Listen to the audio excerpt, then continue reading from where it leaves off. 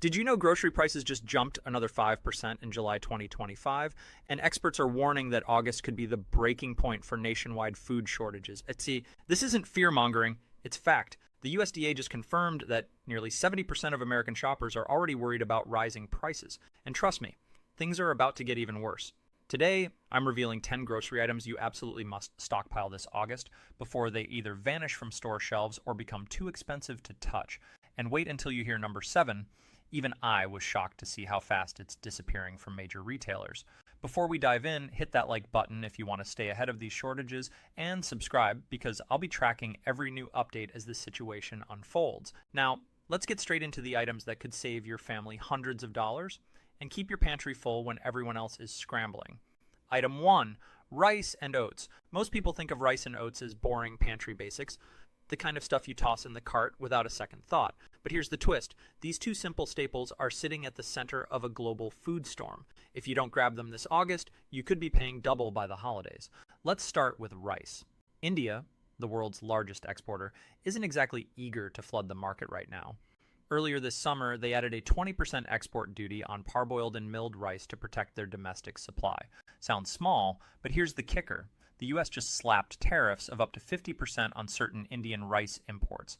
That means the same bag of basmati rice you picked up for $25 last year could run you $37 or more by winter. And it's not just about price. Importers are warning that some popular varieties may not even hit shelves at all. I even saw reports of wholesalers on the East Coast rationing bulk orders to restaurants because demand is already outpacing supply. And oats? They're caught in the drama too. Canada, our main supplier, just had a wild growing season. Droughts, then heavy rains delaying harvests in provinces like Saskatchewan and Manitoba. The good news? More acreage was planted this year, so supplies could rebound later on. The bad news? Mills are running lean right now, and certain oat products are already harder to find until the new crop fully kicks in. Add shipping bottlenecks to the mix, and your breakfast costs are climbing week by week. Wholesale oat prices are already up more than 18% since spring. And here's what most people overlook. When oats get scarce, everything from granola bars to oat milk feels the squeeze. So even if you don't eat oatmeal, your favorite snack or dairy-free latte could quietly jump in price. So what's the move? Be smart and stock up now. For rice, go with white rice, not brown. Stored correctly, white rice can last up to 30 years. Use an airtight container, keep it in a cool, dark spot, and here's a bonus hack. Toss in a few bay leaves. They act as natural pest repellents and can keep your stash safe from weevils.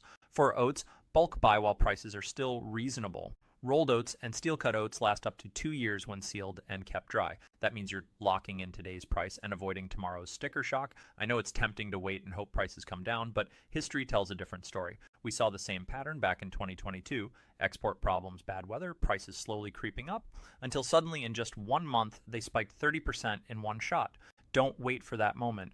Rice and oats may not sound exciting, but in a shortage, they're gold in a bag. Item 2, dried beans and lentils. Most people think beans and lentils are the most boring items in the grocery store, right? Wrong. In 2025, these little guys are turning into pantry gold. Here's why. Argentina, one of the world's top bean exporters, is in the middle of a brutal drought. Crops are shrinking, farmers are struggling, and export numbers are already dropping. Less product leaving South America means less supply on the global market, and when supply shrinks, prices soar, and they already have. Organic beans and lentils are up nearly 40% in the past year alone. But here's the twist. Demand is also climbing at the same time. With the plant-based eating trend exploding, everyone from budget-conscious families to big-name food companies is leaning harder on beans and lentils for protein. You've probably seen it yourself. New lentil pasta brands, lentil snacks, bean-based soups, even protein bars sneaking in chickpea flour. That's demand pressure, and it's only growing. Here's a real example. My neighbor Omar went on a quick trip to buy black beans last week. He's a bulk bin guy, always hunting for the cheapest deal.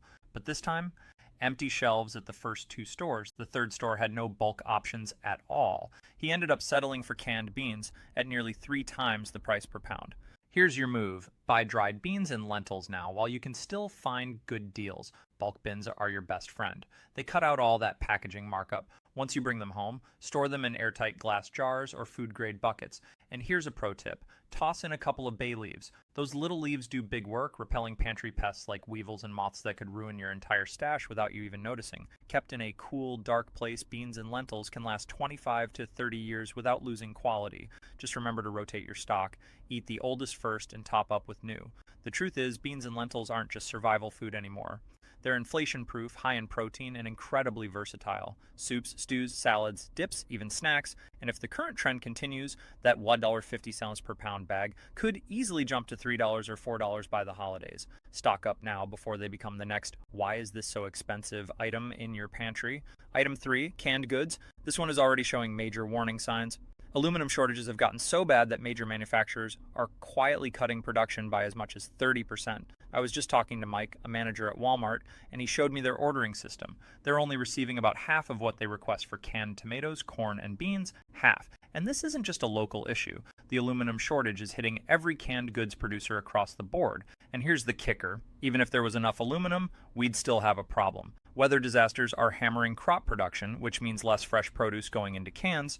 Fewer crops plus less aluminum equals a perfect storm for shortages and higher prices. Here's my insider tip that could save you serious money. Focus on store brands. I compared prices last week, and generic canned goods are running about 40% cheaper than name brands. But they're made in the exact same facilities. My neighbor Sarah learned this the hard way when she paid $2.50 for Del Monte corn, while the store brand was just $1.49 for the exact same thing. Now, here's a pro storage trick I picked up from a food preservation expert. Always check expiration dates and rotate your stock. Write the purchase date on top with a permanent marker. Trust me, you'll thank yourself later when you're not playing guessing games with old cans. So, what's the target? At least 50 to 60 cans per person in your household. Mix it up: vegetables, fruits, soups, soups, and proteins. This isn't hoarding, it's smart shopping before prices climb another 15 to 20% in September. Item 4, powdered milk. I know what you're thinking. Powdered milk? Really? But hear me out, because this one surprised me too. Most people shove a box in the back of the pantry and forget about it, thinking it's only for camping trips or baking emergencies. But the truth is, powdered milk is basically an insurance policy for your coffee, cereal, and even your sanity during a shortage. The newer non-fat powdered milk on the market lasts anywhere from 2 to 10 years. And if it's packaged right, nitrogen flushed, oxygen absorbers, sealed cans, we're talking 20 to 25 years.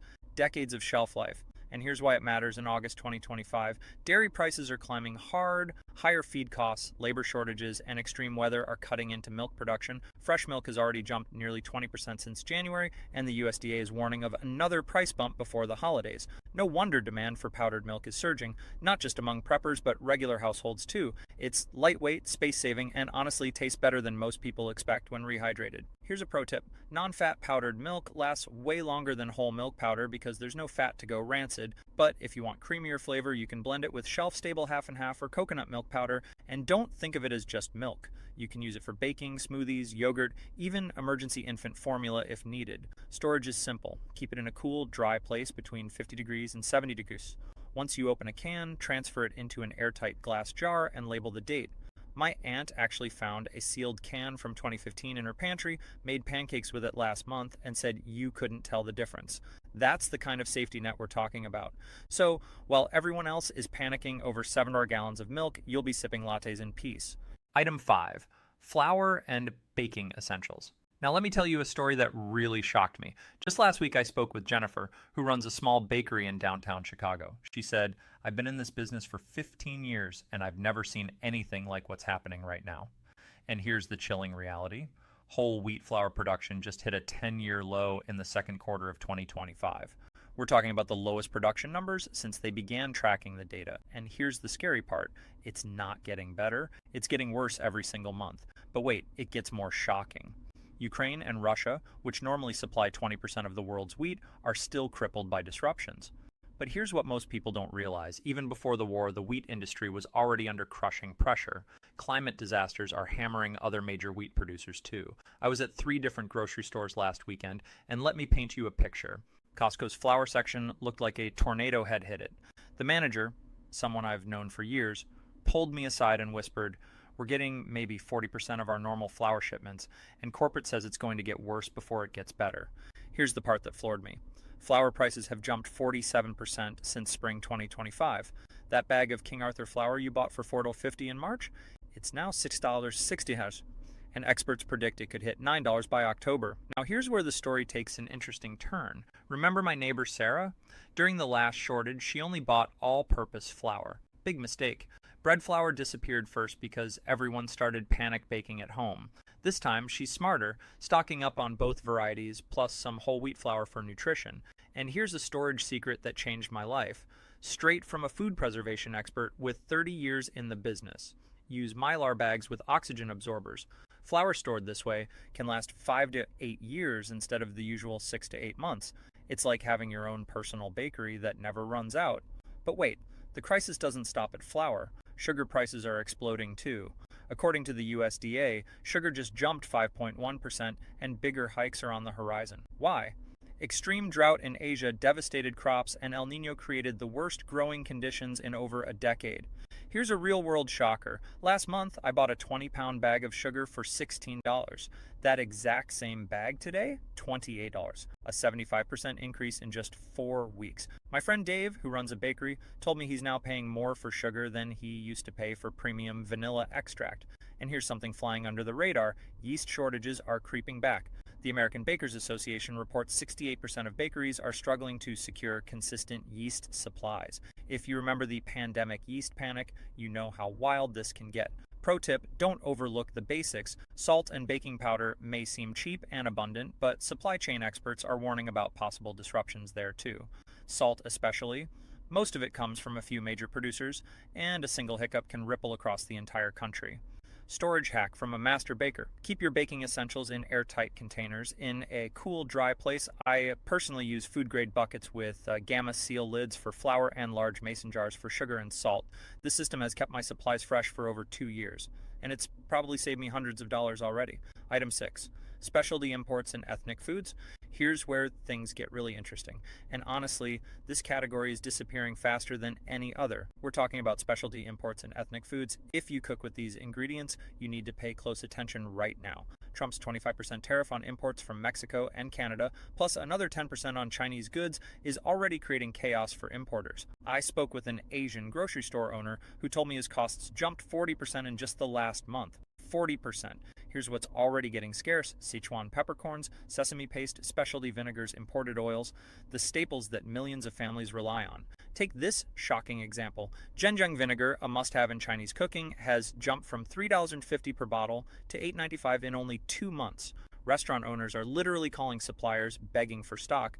But here's the strategic opportunity. Many of these imported foods have incredibly long shelf lives. Properly stored soy sauce can last for decades. Specialty vinegars actually get better with age. You're not just buying ingredients, you're investing in flavor that holds value.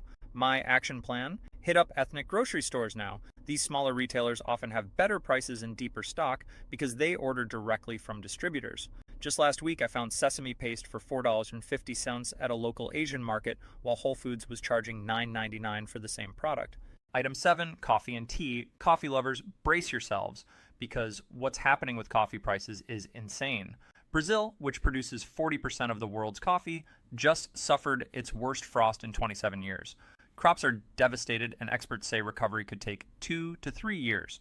I spoke with a veteran coffee roaster who told me flat out, "This is the worst I've ever seen it. Prices could double by winter." Here's the part most people don't know. Properly stored coffee can maintain its flavor and caffeine kick for up to 2 years if you freeze it in small, vacuum-sealed portions. I divide mine into weekly packs, seal them, freeze them. Total game changer. Tea isn't safe either. Climate change is hitting major tea growing regions hard. Green tea prices have already jumped 40% since spring, and premium varieties are vanishing fast. Here's my strategy. I'm buying whole bean coffee in bulk and investing in a good grinder. Whole beans last 3 to 4 times longer than pre-ground coffee, and the flavor stays fresh. I'm also stocking up on instant coffee as backup. It never goes bad and guarantees that caffeine fix in an emergency. Storage hack from a master roaster. Never keep coffee in the fridge unless it's vacuum sealed for freezing. Fridge storage ruins the beans by adding moisture and absorbing food odors.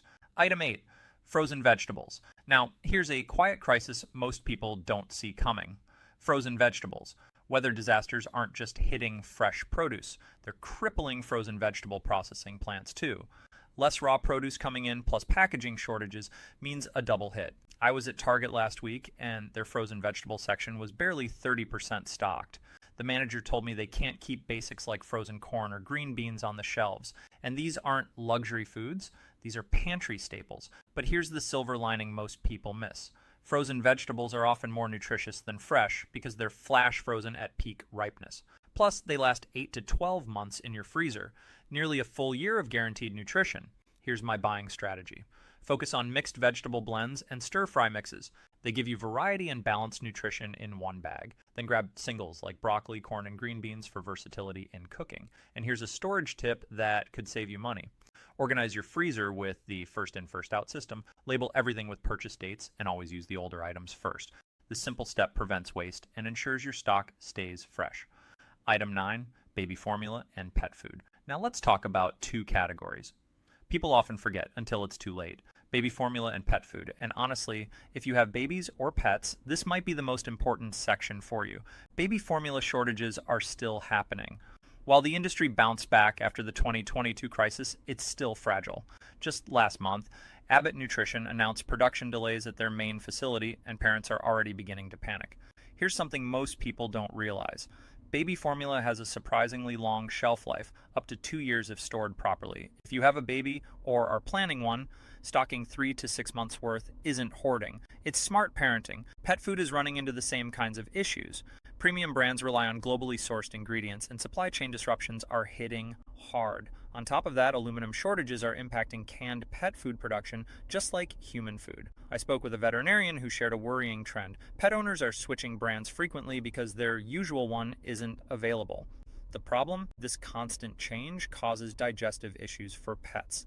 Here's the solution. Start gradually stocking up on your current brand while introducing 1 or 2 alternatives. This way, if your go-to brand disappears from shelves, your pet is already adjusted to backup options. As for storage, keep dry food in airtight containers to protect against insects and preserve freshness. I personally use large Gamma Seal buckets. They're pet-proof and keep food fresh for months. Item 10. Cooking oils. Next up, cooking oils. And I'm not just talking about your standard vegetable oil. This entire category is facing what I can only describe as a perfect storm. Canada's canola crop yield is down 35% from the worst drought in decades. South America's soybean harvest has been devastated by extreme weather, and Indonesia, the world's largest palm oil producer, just tightened export restrictions. See the pattern? This isn't random bad luck. It's a global crisis hitting every major oil-producing region at once. Here's when it hit me personally. I was talking with Maria, a chef at a high-end Chicago restaurant, and she showed me her invoices. Prices have literally doubled since early 2025, even for bulk orders where restaurants usually get discounts. Avocado oil jumped from $45 a gallon to $89. Sesame oil went from $12 a bottle to $23. Even basic canola oil climbed from $28 a case to $51. She told me they're restructuring their entire menu because they can't afford to cook certain dishes anymore. And here's where most preppers make a mistake. You don't just want any oil in your pantry. You want versatile, long-lasting options that can serve multiple purposes. At the top of my list, coconut oil. It's the Swiss Army knife of oils. Stored properly, it lasts 2 to 3 years, works for high-heat cooking, baking, and even doubles as a first aid and personal care essential during emergencies. Coconut oil isn't just for cooking. It's one of the most versatile survival items you can stock. It works as a natural antibiotic ointment for cuts, a moisturizer for dry skin, and even as an emergency candle when paired with a cotton wick. I keep a separate jar dedicated solely to non-cooking uses because it's that valuable. Next up is avocado oil, which has quickly become my go-to for serious cooking. With the highest smoke point of any cooking oil, 520 GF, you can use it for everything from deep frying to delicate sautéing without worrying about harmful compounds forming. On top of that, it's packed with heart-healthy monounsaturated fats and vitamin E. During extended shortages when fresh produce is scarce, avocado oil can actually serve as a critical source of essential nutrients. Then there's good old olive oil, but here's a tip most people overlook. Skip the extra virgin. Refined olive oil lasts much longer in storage, handles higher heat, and costs about half the price. Save the fancy extra virgin for finishing dishes where you can actually taste the difference. Now, let's move to oils that most Americans ignore but are absolute game changers for long-term storage. Ghee, clarified butter, can last up to 2 years without refrigeration and adds incredible flavor to anything you cook. My Indian neighbor shared how ghee was traditionally used as a preservative long before refrigeration existed. Another powerhouse is peanut oil. It has a neutral flavor, a high smoke point, and when stored properly, a remarkably long shelf life. Here's a clever money-saving hack I picked up from Jake, a wholesale food buyer. He told me something that completely changed my buying strategy. Always buy oils in smaller bottles, not those giant gallon jugs. At first, that sounds counterintuitive because bigger containers usually mean better per unit pricing. But here's the science. Every time you open a large container, the entire volume gets exposed to oxygen, which speeds up oxidation and makes the oil go rancid. Smaller bottles limit exposure, keeping the bulk of your stock fresh. Jake's personal system is genius. He buys oils in 16 to 20 Aussie bottles and keeps unopened ones in his basement. Once he opens a bottle, he uses it within 2 to 3 months, while his backup bottles remain completely sealed. This way, he always has a fresh rotation and a long-term supply that never degrades. Now, let's talk storage, because this is where many people make costly mistakes. The three enemies of oil are heat, light, and air. I learned this lesson the hard way when I stored a case of expensive olive oil next to my water heater. 6 months later, it had turned into the most bitter, disgusting liquid imaginable. Here's the pro tip. Store your oils in a cool, dark place, away from heat and temperature swings. Don't keep them next to your stove, above the dishwasher, or in a garage where conditions fluctuate. I store mine in a basement closet that stays around 65 degrees, and they've held perfectly for over a year and a half. For bulk buyers, here's an advanced trick from a food preservation expert. Transfer oils into amber glass bottles or metal containers. Plastic may seem convenient, but it's porous and allows air to seep in over time. Glass and metal create airtight barriers, extending the freshness of your oils from mere months to several years. And here's the most eye-opening part. Oils aren't just for cooking. In a crisis, they can serve countless roles you probably never considered. During the Texas winter storm crisis in 2021, my cousin went 6 full days without power.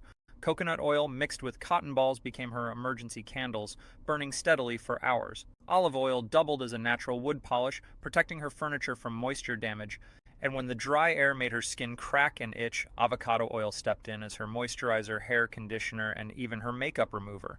But here's the real kicker, and what makes cooking oils such a brilliant investment right now.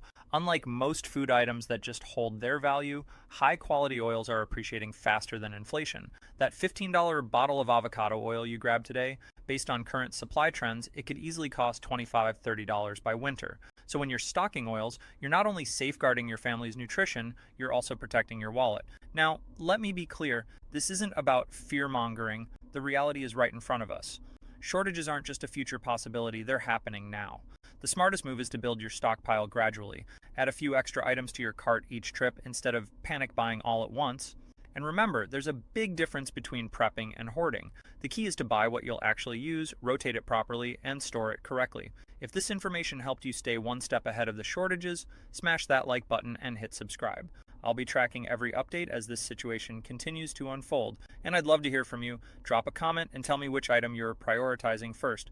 Personally, I started with cooking oils because the price hikes there are just insane. Next week, I'm revealing the storage mistakes that could completely ruin your stockpile, including the single error that 90% of people make, leading to thousands of dollars in wasted food. Don't miss it. Hit that notification bell so you'll know the moment it's live. Stay prepared, stay smart. And remember this, the best time to prepare was yesterday. The second best time is right now.